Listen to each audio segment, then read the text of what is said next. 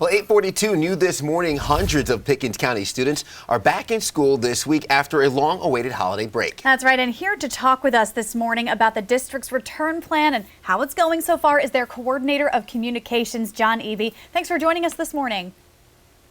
Thanks for having me on. Absolutely. Now, John, we know right now that students are in full-time in-person learning with cases in high incidence range currently. Do you have any plans on that attendance plan changing? The only thing right now that stands in the way of our in-person attendance is having faculty and staff available to teach. And we're the line right now in terms of the number of people in quarantine or the number of people who have tested positive. But that's really the issue for us. It's not necessarily the number of cases in the community. The State Department of Education released some very interesting numbers to us yesterday that said that about a fifth of South Carolina's population between children and staff members. Children and staff members in public schools account for about a fifth of South Carolina's population. They account for about 3.7% of COVID cases. So among our population of students and staff, or at least statewide, among children and teachers, COVID is far less than it is in the community. We think we've been able to provide a pretty welcome environment in our schools. The biggest issues we're having are with positive cases and quarantines happening outside of school.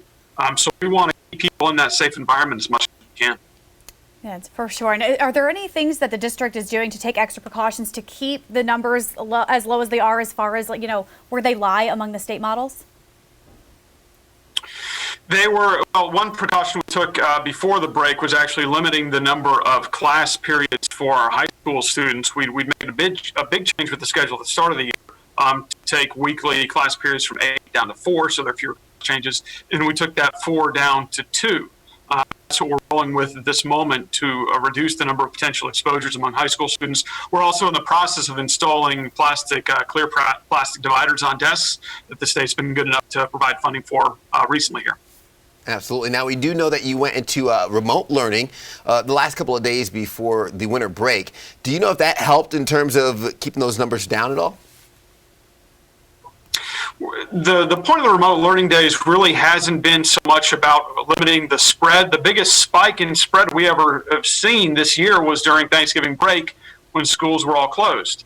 Really, that has to do with our staff being able to catch up on the amount of for our nurses, for our administrators, for our teachers. There's just a lot of extra work that goes on and stress that requires a break for teachers that goes on with trying to have school with restrictions we've got in place, with the extra work that comes with contact tracing and all of that. And also there's stress on students that comes with just school is a more controlled environment. It's a more difficult environment than it normally would be. And while we think in-person school is very important and is beneficial, it doesn't mean it's been easy.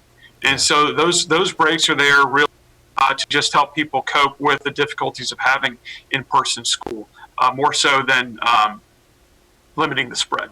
Well, a lot of the local districts around here have been saying their biggest challenge has been keeping teachers healthy. And like you mentioned, having just enough staff to cover when others have to be isolated and quarantined. You talked a little bit about the numbers, but how is your district right now as far as what you're seeing in your district with the numbers of teachers versus the cases? Yeah, we have about 100 staff members in quarantine right now. All told, we have about 2,000 employees total. About 100 are in quarantine either due to close contacts, whether in school or out of school, mostly out of school, or to testing positive. It's not so much a pure numbers game in terms of whether or not we close down due to the number of employees out. It also depends on who is out. If it's a large number of bus drivers in a particular area, we're getting close on that in one area right now. That affects our operations. If nurses are out, of course, they're very difficult to replace and very high demand, and you have to have a nurse right now. I mean, anytime, but especially right now, in school to operate school. Teachers who we may not be able to find a center for their particular area of teaching.